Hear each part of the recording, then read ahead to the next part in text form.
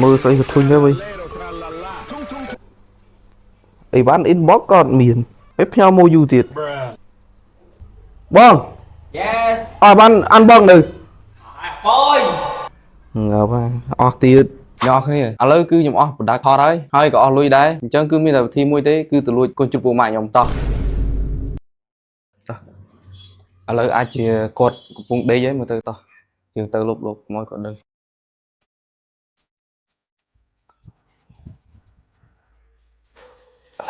rồi còn vùng đi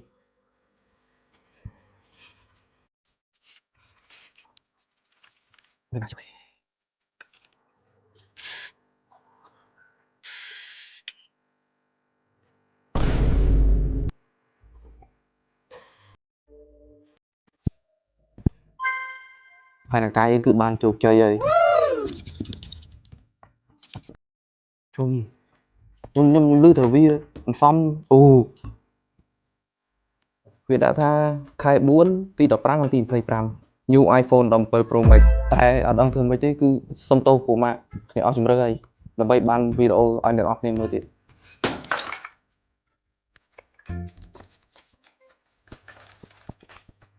ជួយលុយអានេះច្រើនហ្នឹងវិញ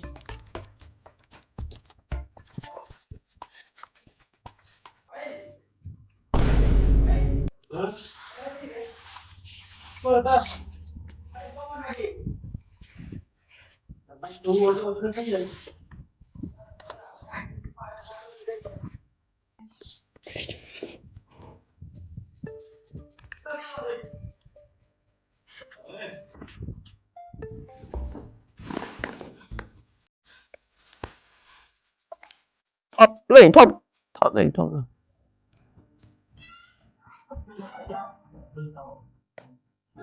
ភ្លេចđợi kìa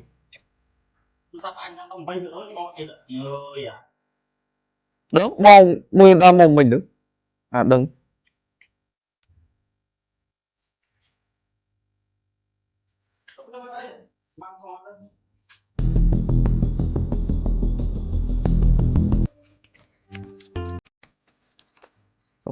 lùi sao nữa vậy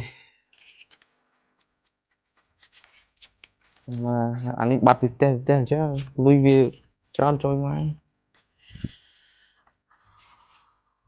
Ôi. Thôi. Nó có cái gì?